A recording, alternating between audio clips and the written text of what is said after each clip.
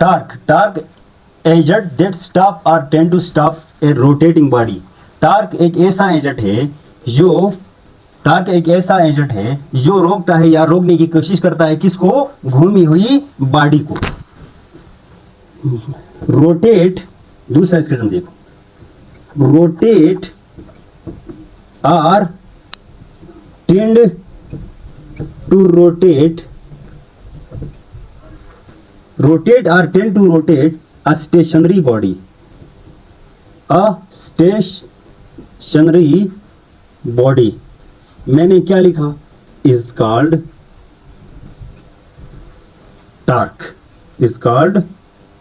torque. मैंने क्या लिखा? मैंने कहा टार्क एक ऐसा एजेंट है या तो रुकी हुई बॉडी को घुमाए या घुमाने पर मजबूर करे या घूमी हुई बॉडी को रोके या रोकने पर मजबूर करे. ऐसा एजेंट का नाम क्या है? टार्क. अच्छा, मैं इसके कुछ चीजें लिखूँ ना कि इसका सिंबल क्या होगा. इसका सिंबल होता है इस तरह का एक अल्फाबेट्स जिसे हम कहते हैं ना टाउ. जिसे क्या कहते हैं? टाउ. अगर फिर मैं आपसे पूछूं कि ये क्वांटिटी कौन सी आएगी, तो क्वांटिटी आपके पास है ये वेक्टर. और वेक्टर में जाकर कौन सा वेक्टर? Axial vector. वेक्टर में जाकर कौन सा वेक्टर? एक्सियल वेक्टर क्यों है? लास्ट क्रॉस प्रोडक्ट में मैंने आपको पढ़ाया हूं कि एक्सियल वेक्टर कहते किसे हैं. अच्छा, तीसरा पॉइंट इसमें क्या है ना? तीसरा पॉइंट इसमें है मैथमेटिकल फॉर्म. मैथमेटिकली मैं आपको बता दूं. मैथमेटिकली का मतलब क्या है? मूवमेंट. मैथमेटिकली देखें, torque is equal to movement of force. तो टॉर्क का सिंबल लगा दो. Torque is equal to movement किसे कहते हैं? मूवमेंट लेंथ को कहते हैं. मूवमेंट किसे कहते हैं? बाद में मूवमेंट भी समझाऊंगा. मूवमेंट किसे कहते हैं? आर. ऑफ का मतलब होता है क्रॉस मल्टीप्लिकेशन. फोर्स का मतलब क्या होता है? एफ. तो ये आपके पास आता है torque is also called movement of force. अच्छा, अब एक बात और मुझे बताओ. ये तो मैथमेटिकल फॉर्म आया कैलकुलेशन के लिए. किसके लिए? टार्क के लिए. तो मुझे एक बात बता दो, जब हम क्रॉस प्रोडक्ट में क्रॉस को हटाते हैं तो आपको क्या मिलता था? Are F sine theta. और यहां मैं छोटा सा लगाऊंगा एन केप. आप कहेंगे सर एन केप आपने क्यों लगाया?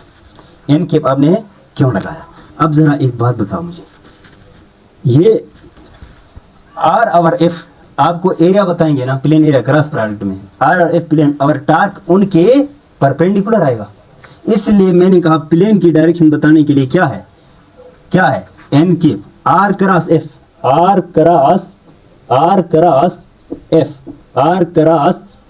क्या बताते हैं? Area of plane. अच्छा, एन केप क्या बताएगा?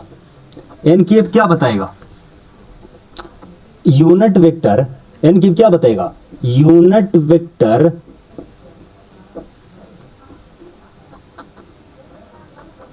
Perpendicular to plane.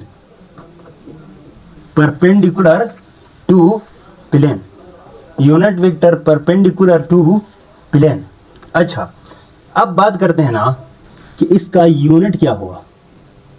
इसका यूनिट तो मैथमेटिकल फॉर्म से ही निकलेगा ना. तो टार्क इज इक्वल टू, यहां पर देखें, न्यूटन और फोर्स के लिए एफ न्यूटन और आर के लिए मीटर. और अब आपको एक बात का पता है कि न्यूटन किसके बराबर होता है?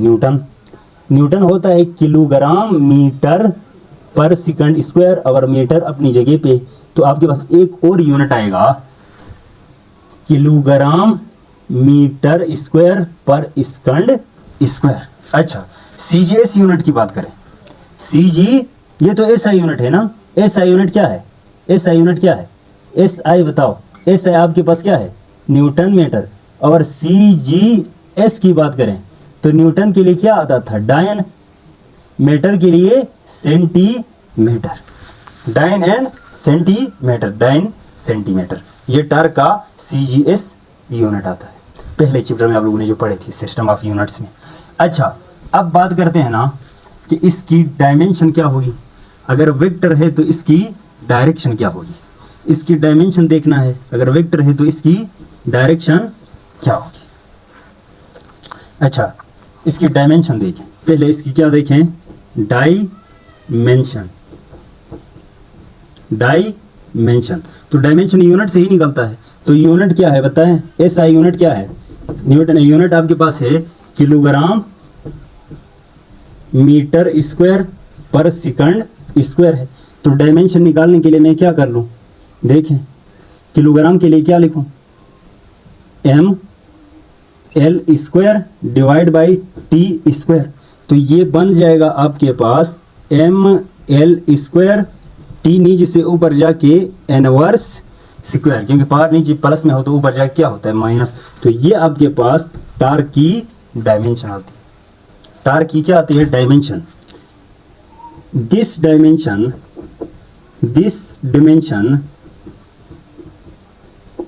इज सेम एज वर्क या एनर्जी। याद रखना ये डायमेंशन जिसको मैंने निकाला है ये वर्क और एनर्जी की डायमेंशन के बराबर आती है। तो डायमेंशन वर्क एनर्जी और टार्क की डायमेंशन हमेशा सेम होती है।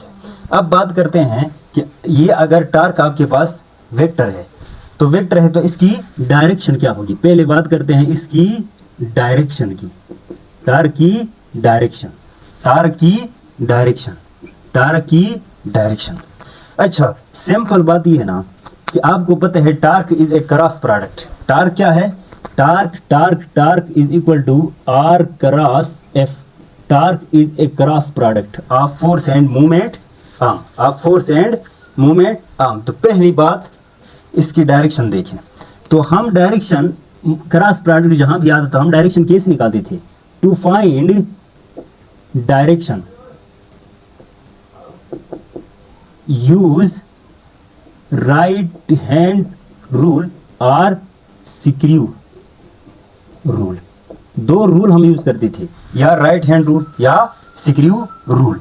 तो एक बात और आप लिखें, मैं यहां पर लिख रहा हूं मिटा के, राइट हैंड रूल और स्क्रू रूल जब हम लगाते हैं ना तो डायरेक्शन हमेशा कहां पे आती है, एक्सिस के ऊपर आती है। सो मैं ये लिखूंगा ना, the direction of torque is along axis of rotation, so it is an axial vector। याद रखना है टार्क वेक्टर है, लेकिन कौन सा वेक्टर है, एक्सियल वेक्टर है, क्योंकि इसकी डायरेक्शन या एक्सिस के ऊपर होगी, या ऊपर या नीचे। कैसे, जरा इधर देखें कैसे, यहां देखें मेरे पास ये एक कोई डिस्क पड़ा हुआ है। अच्छा, मैं इस डिस्क को ऐसे पकड़ के रोटेट कर रहा हूँ, ऐसे पकड़ के क्या कर रहा हूँ, रोटेट कर रहा हूँ।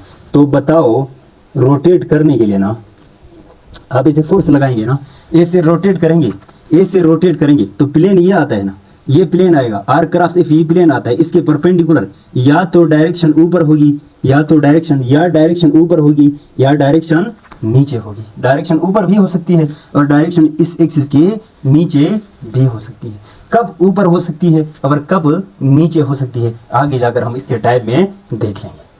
तो इससे पहले मैं आपको एक बताऊं ना, आर क्रॉस एफ, इसमें एफ तो आपको पता है, आर क्या है, आर इसमें आर क्या है, इसमें जो आर है ना, आर आर आर को मैं कहूंगा movement arm, movement arm, movement arm. जो आर है उसको मैं क्या कहूंगा, देखो यहां पर आर भी आ रहा है ना, आर आपके पास क्या है, मूवमेंट आर्म। तो मैं मूवमेंट आर्म का डिफाइन कुछ इस तरह करूंगा, the perpendicular distance, the perpendicular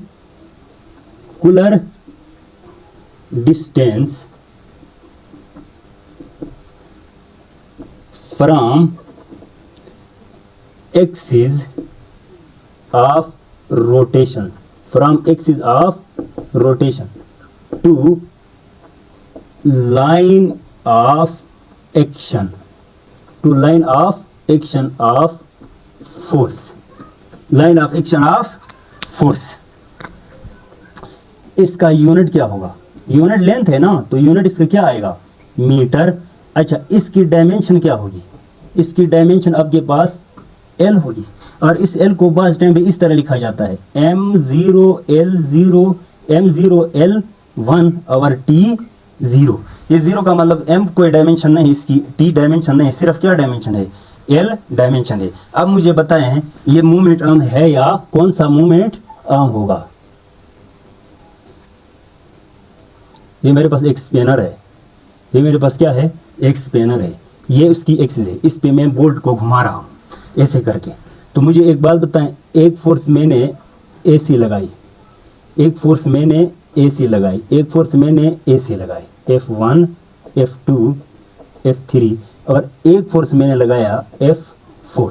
अब देखें मैंने क्या लिखा, the perpendicular distance from axis of rotation to line of action. Line of action यहां पर है कि नहीं, यहां से लेकर यहां तक ये एक वेक्टर है। दूसरी बात याद रखना है, मूवमेंट आर्म क्या है, मूवमेंट आर्म क्या है, वेक्टर है। इसकी डायरेक्शन कहां से कहां होती, एक्सिस से लेकर लाइन ऑफ एक्शन की तरफ, एक्सिस से लाइन ऑफ एक्शन की तरफ हमेशा मूवमेंट आर्म की डायरेक्शन आती है। अब मूवमेंट आर्म इनमें से इस फोर्स के लिए मूवमेंट आर्म हो सकता है, क्योंकि मूवमेंट आर्म और इस फोर्स के बीच में एंगल कितने का है, 90 डिग्री का। यहाँ इस और मूवमेंट आर्म के बीच में 90 का एंगल नहीं है, ना इसके बीच में है, ना इस और मूवमेंट आर्म के बीच में है। लिहाजा मूवमेंट आर्म सिर्फ की सिर्फ कौन सी फोर्स के लिए है, F4 के लिए, जो एक दूसरे के लिए परपेंडिकुलर में होते हैं। तो ये था आपके पास फर्स्ट पार्ट, फर्स्ट टार का। इसके बाद सेकंड पार्ट स्टार्ट होगा, आपने मिस नहीं करना।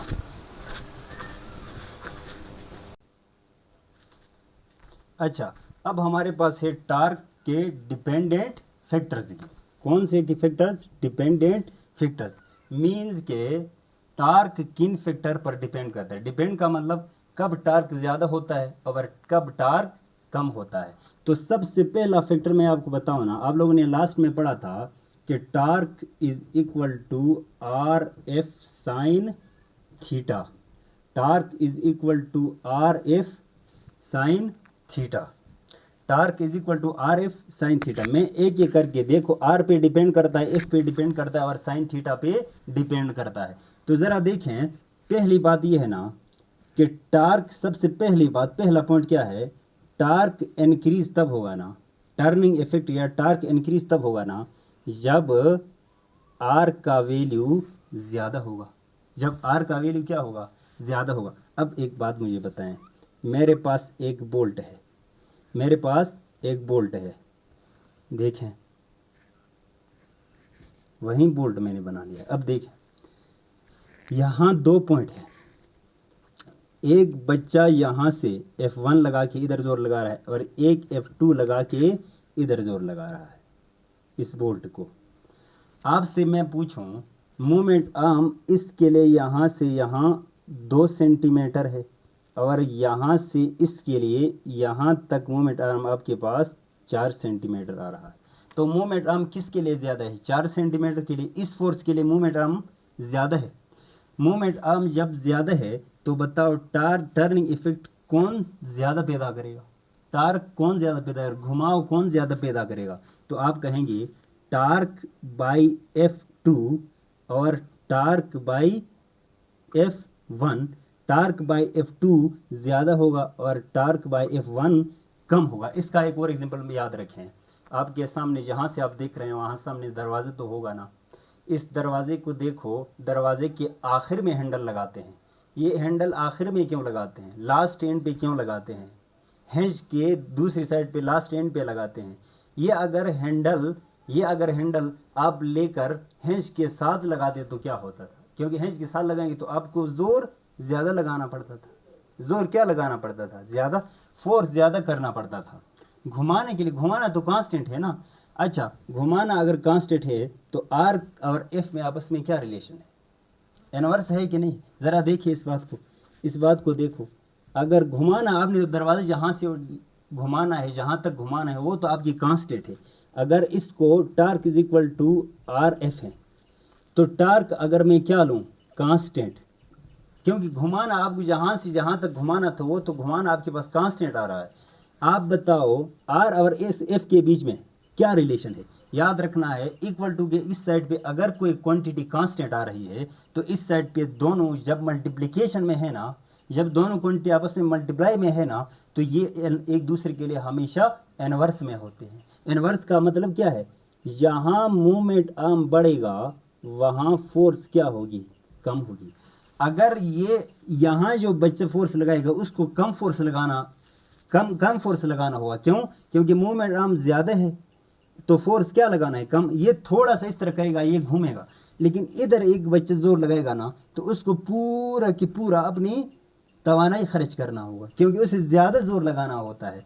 इसलिए ये पॉइंट याद रखना है। इक्वल टू के इस साइड पे अगर एक क्वांटिटी आप कांस्टेंट ले रहे हैं तो इस साइड पे दोनों क्वांटिटी आपस में क्या आएगी, इनवर्स में आएगी कि नहीं आएगी। मतलब आर बढ़ाओगे तो एफ क्या होगा, कम हो जाएगा। अब यहाँ बात करते हैं आपसे मैं पूछूं टार्क कहाँ ज़्यादा होगी। आपने कहा सर जहाँ मूवमेंट आर्म ज़्यादा होगा वहाँ टार्क ज़्यादा होगी, तो F2 के लिए टार्क ज़्यादा होगी। अच्छा, टार्क ज़्यादा होगी।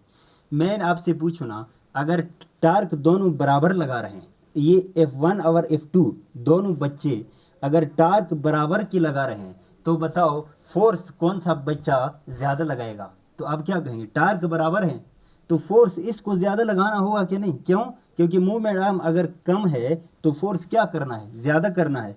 अगर मूवमेंट आर्म ज़्यादा है तो फोर्स क्या करना है, कम करना है, क्योंकि ये एक दूसरे के लिए इनवर्स में है, बशर्त ये है कि टार्क क्या हो, दोनों के लिए कांस्टेंट हो। तो ये पॉइंट अपने पास लाजमी याद रख लेना है। अच्छा, पॉइंट नंबर 2 में क्या है, पॉइंट नंबर 2 में क्या है। पॉइंट नंबर 2 में देखो आपके पास पॉइंट नंबर 2 में टार्क इंक्रीज होगी तब जब आप फोर्स क्या करेंगे, ज़्यादा लगाएंगे। जब आप फोर्स क्या लगाएंगे, ज़्यादा। जब आप फोर्स ज़्यादा लगाएंगे तो टार्क भी क्या होगा, इंक्रीज होगा। एक बच्चा, आप मुझे बताएं, यहाँ से आप मुझे बताएं आप कि ये मेरे पास एक व्हील है, व्हील जानते हो ना, ये 1 मीटर है, यहाँ से यहाँ भी 1 मीटर है। एक बच्चा यहाँ से लगा रहा है 10 न्यूटन, एक बच्चे यहाँ से यहाँ लगा रहा है 5 न्यूटन। अब मेरा क्वेश्चन ये है ना, मेरा क्वेश्चन ये है, ये तो फोर्स है, यहाँ से यहाँ मूवमेंट आर्म है, दोनों परपेंडिकुलर है, बिल्कुल है। अच्छा, अब मुझे बताओ, ये बच्चा लगा रहा है 10 न्यूटन और ये बच्चा लगा रहा है 5 न्यूटन। बताओ 10 न्यूटन वाला टार्क ज़्यादा पैदा करेगा या 5 वाला ज़्यादा। तो आपका आंसर क्या हो जाएगा, आपका आंसर क्या हो जाएगा, बताओ। Torque by 10 Newton and torque by 5 Newton, कौन सी टार्क ज़्यादा होगी, 10 न्यूटन वाली या 5 न्यूटन वाली। तो आप कहेंगे 10 न्यूटन वाली ज़्यादा होगी। क्यों, क्योंकि फोर्स ज़्यादा लगाई है, क्योंकि फोर्स ज़्यादा लगाई। अब एक सवाल और भी बन सकता है कि ये व्हील ए से घूमेगा या ए से घूमेगा। तो आपका सवाल का जो आंसर है ना वो ए से होगा, क्योंकि ये ज़्यादा है तो ये उधर घुमाएगा। ये बात थी आपके पास फोर्स और मूवमेंट आर्म की रिलेशन। अब तीसरी बात पॉइंट नंबर 3 में मैं आपको बताऊँ ना कि टार्क एक और फैक्टर पे डिपेंड कर रही है जिसे कहते हैं साइन थीटा। टार्क इंक्रीज होगी जब साइन थीटा का वैल्यू इंक्रीज होगा। अब आप कहेंगे सर साइन थीटा का वैल्यू कब इंक्रीज होता है। तो मैं आपको एक शॉर्ट में बताऊँ ना एक बात, जब आप 0 डिग्री से 90 डिग्री की तरफ जा रहे होते हैं, जब आप 0 डिग्री से 90 की तरफ जा रहे होते हैं तो साइन थीटा का वैल्यू इंक्रीज होता है। साइन थीटा का वैल्यू क्या होता है? इंक्रीज होता है।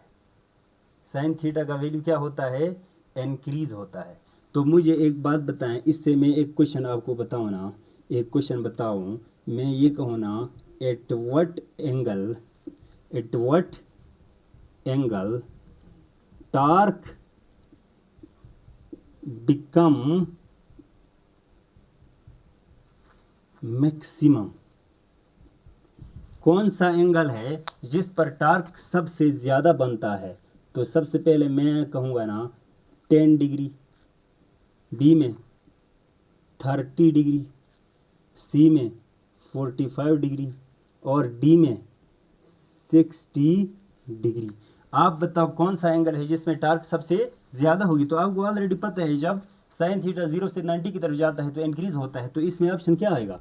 इस एंगल पे सबसे ज़्यादा टार्क आएगा। दूसरे अल्फाज में मैं आपको एक मज़ीद सिंपल करके बनाना चाहता हूँ। अच्छा, मैं आपसे पूछूं कि इसमें मैक्सिमम टार्क कब होगा? मैक्सिमम टार्क केसेस, आप लिखेंगे केसेस, आप क्या लिखेंगे?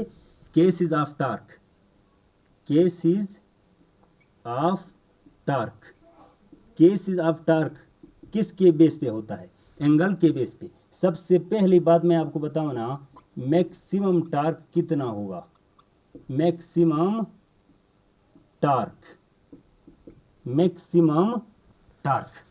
तो मैक्सिमम टार्क आपको पता है 0 से 90 की तरफ जाएंगे तो 90 पे सबसे ज़्यादा टार्क होगा। तो आप कहेंगे theta is equal to 90 degree, theta is equal to 90 degree, torque will be, torque become maximum. अब कैसे? आप कहेंगे सर ऐसे एग्जांपल हमें देखें। Torque is equal to R F sine theta है कि नहीं है? Torque is equal to R F sine theta. अच्छा, आर एफ साइन 90 डिग्री। अच्छा, इसको आगे ले जाते हैं, आर एफ साइन 91, तो क्या आएगा? R F is the maximum value of torque. याद रखना है, टार्क मैक्सिमम अगर वैल्यू लिखना हो तो आप लिखेंगे आर एफ। और टार्क मैक्सिमम कब होता है? जब मूवमेंट आर्म और फोर्स के बीच में एंगल कितने का हो? 90 डिग्री का। एंगल कितने का हो? 90 डिग्री का। अच्छा, ये एंगल की अगर मैं बात करूँ ना, यहाँ पर देखते हैं।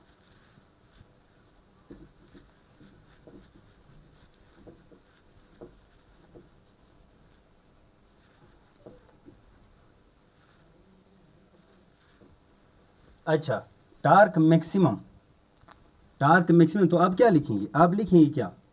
When theta is equal to 90 degree between F and R, force and movement arm.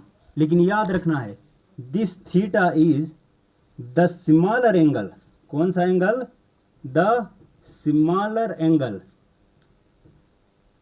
Between force and movement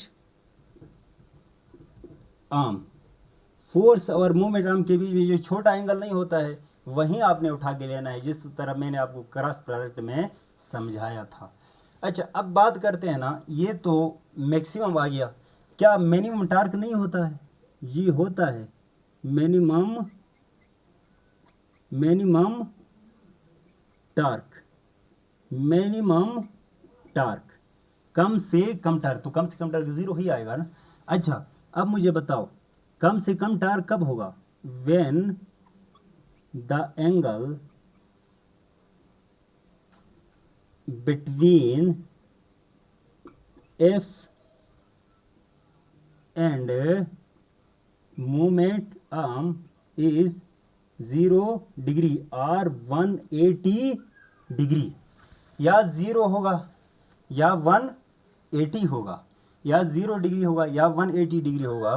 तो टार्क आपके पास क्या आएगा, टार्क आपके पास क्या आएगा, देखें, torque is equal to R F sine 0 degree.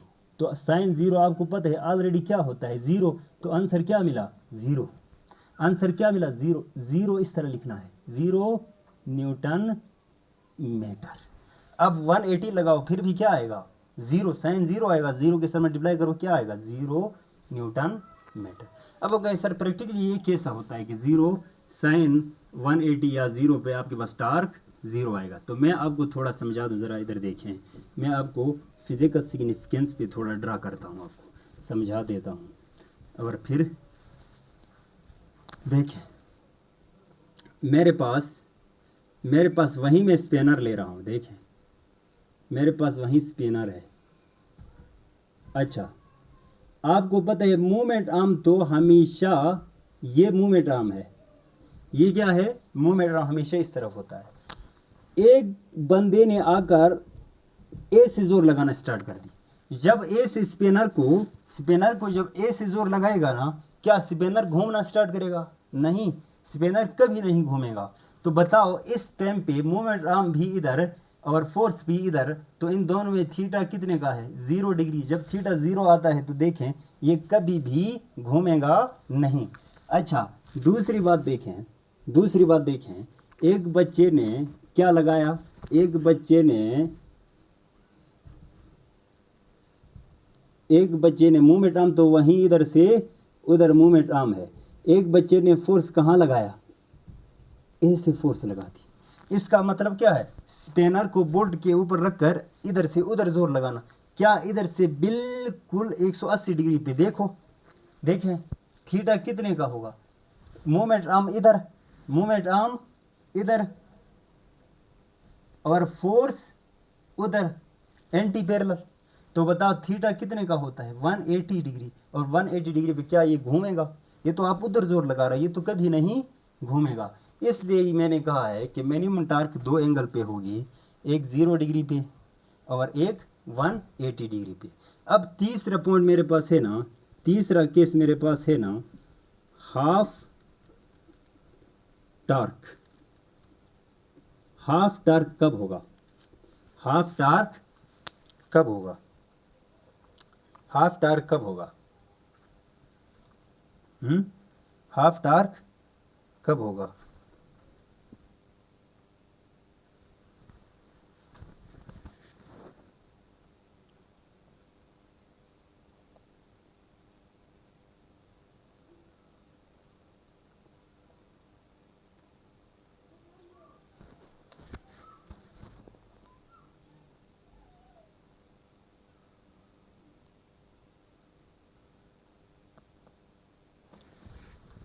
Half torque कब होगा, हाफ टार्क कब होगा, सुने, when the theta is equal to 30 degree, किसके बीच में, बिटवीन एफ एंड आर। आप कहें सर कैसे, देखें torque is equal to R F sine theta, R F sine 30 degree, और मैंने आपको टेबल लिखवाया है, sine 30 degree is equal to 1/2। तो क्या आ जाएगा, आर एफ एन टू 1/2, तो आर एफ डिवाइड बाई 2। देखो टार्क हाफ आई कि नहीं है, टार्क हाफ आई कि नहीं आई, टार्क हाफ आई है। इसलिए याद रखना इन चंद पॉइंट्स को कि टार्क हाफ कब होता है, टार्क सबसे ज़्यादा कब आता है, और टार्क सबसे कम कब आता है। अब कम आने का मतलब ये है ना, ये मिनिमम टार्क सिर्फ लाजमी नहीं है कि इन 2 एंगल पे मिनिमम हो, ये तो एंगल के लिहाज से मिनिमम टार्क इस एंगल पे आती है, पर और भी बहुत सारी कंडीशन है कि जिसमें आपके पास टार्क 0 आती है, वो मैं आपको अभी समझा रहा हूँ, ज़रा इस चीज़ को नोट आप कर लें। अच्छा,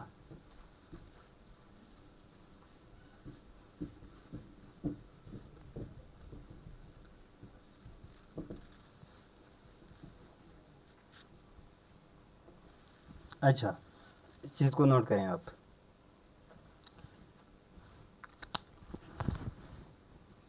conditions for zero torque.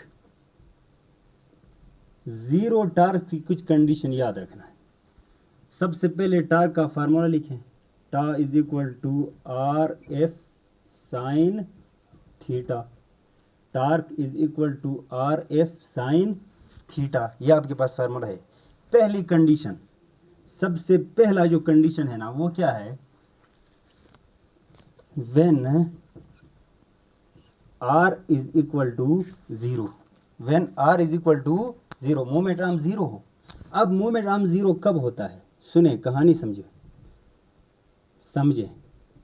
Central force, जब भी सेंट्रल फोर्स लगती है बॉडी पर, सेंट्रल फोर्स का क्या मतलब है, द फोर्स दैट एग्जर्ट, जो लग जाती है on the centre of the body.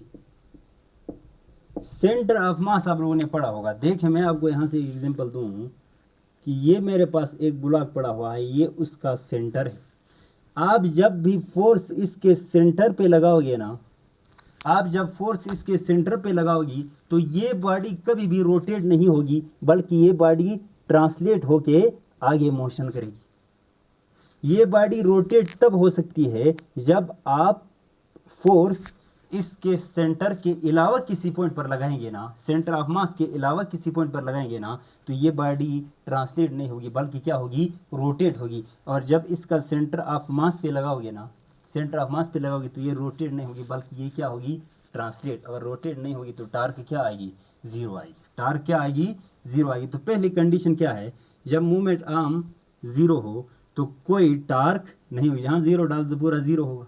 तो मैंने कहा ये मूवमेंट आर्म कब जीरो होता है, तो सेंट्रल फोर्स लगे, मतलब the force that exert on the centre of the body is called central force. अब देखो, जमीन अर्थ की ग्रेविटी मून पर लग रही है, तो क्या मून को वो रोटेट करेगी, नहीं, वो मून के बिल्कुल सेंटर ऑफ मास पे लग रही है, इसलिए वहां पर कोई टार्क पैदा नहीं होगी। पहली बात तो ये।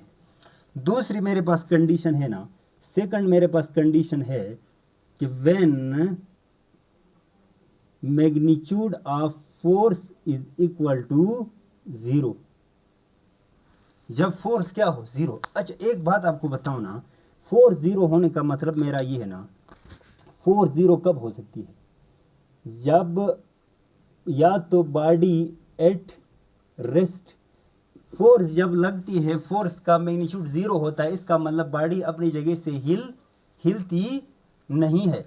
बॉडी एट रेस्ट, या तो बॉडी रेस्ट पे होगी, मतलब कोई मोशन नहीं करेगी, तो टार्क की फोर्स क्या होगी, जीरो। फोर्स जीरो तो टार्क क्या आएगी, जीरो। दूसरी बात, या तो बॉडी फोर्स लगती है बाज टाइम पे, बॉडी मूव या रोटेट, बॉडी रोटेट यूनिफॉर्मली। अच्छा अब दूसरी पॉइंट देखिए, बॉडी रोटेट करेगी, लेकिन न बॉडी का स्पीड तेज होगा न बॉडी का स्पीड स्लो होगा, मतलब न तेज होगा वरना स्लो होगा।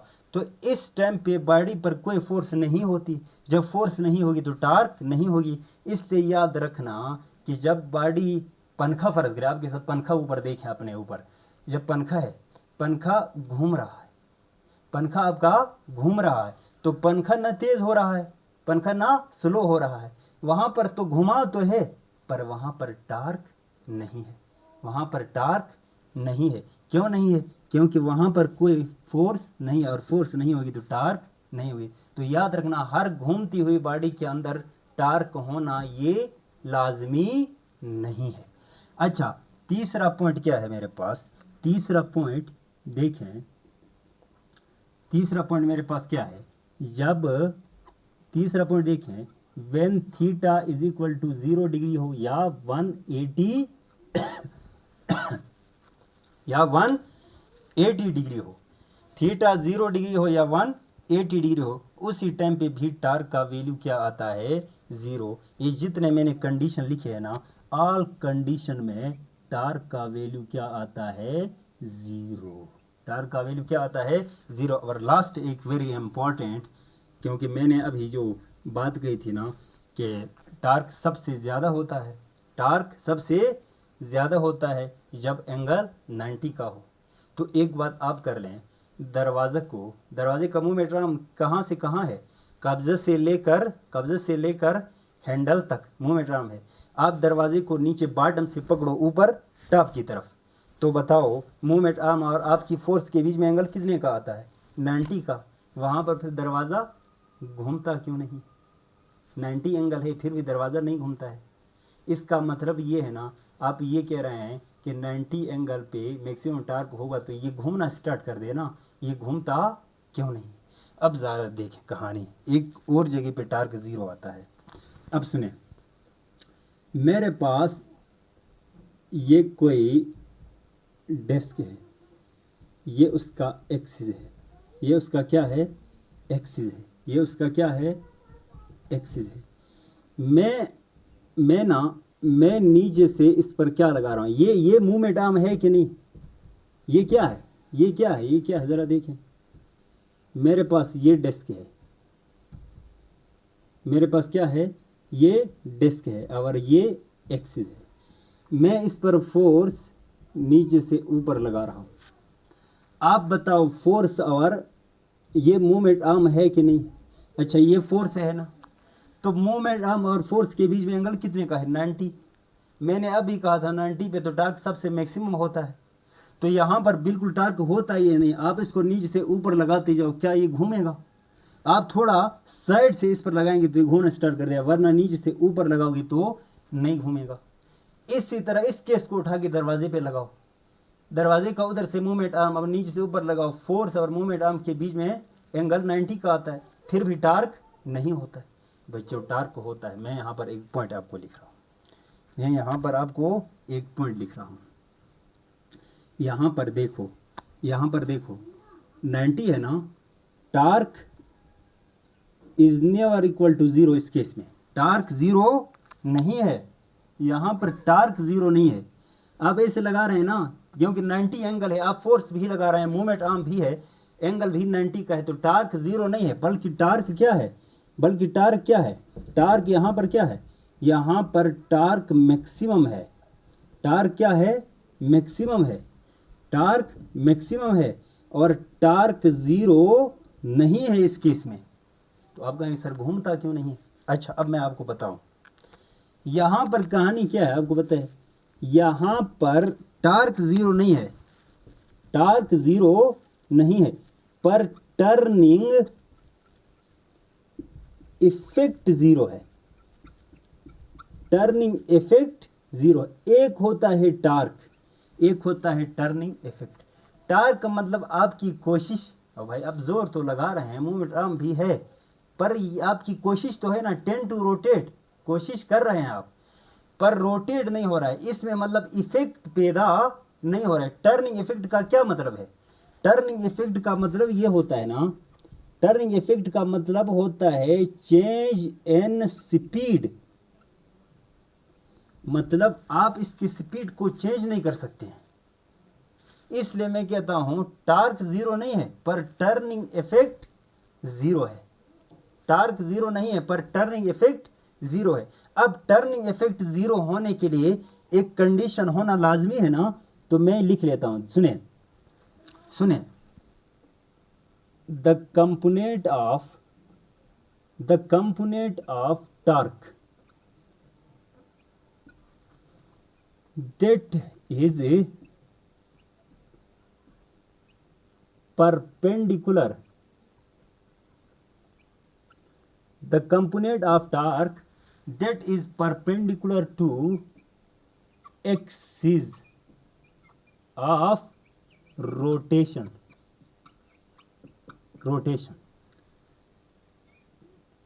axis of rotation।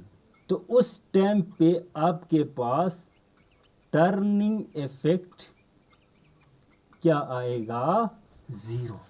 अब आप कहेंगे सर एक्स ऑफ रोटेशन क्या मतलब, सुनो कहानी समझो, कहानी गौर से समझो। यहां से यहां मूवमेंट आर्म है ना, आर क्रॉस एफ, आर की तरफ अपनी उंगलियों को खोलो, आर की तरफ अपनी उंगलियों को खोलो, फोर्स की डायरेक्शन में कर्ल कर दो, थंब आपकी तरफ पॉइंट कर रहा है, बताओ टार्क की डायरेक्शन क्या है। आप कहेंगे सर आपने कहा टार्क मैक्सिमम है, टार्क जीरो नहीं है, तो टार्क की डायरेक्शन बताओ। मैं बताता हूं, ये देखो टार्क आपकी तरफ, टार्क किसकी तरफ आ रही है, टार्क आपकी तरफ। अच्छा टार्क जब आपकी तरफ आ रही है, टार्क आपकी तरफ आ रही है, तो मुझे बताओ एक्स इज और टार्क के कंपोनेंट के बीच में एंगल कितने का है, 90। जब the component of torque that is perpendicular to the axis of rotation turning effect is equal to 0। ये पॉइंट लाजमी याद रखना है।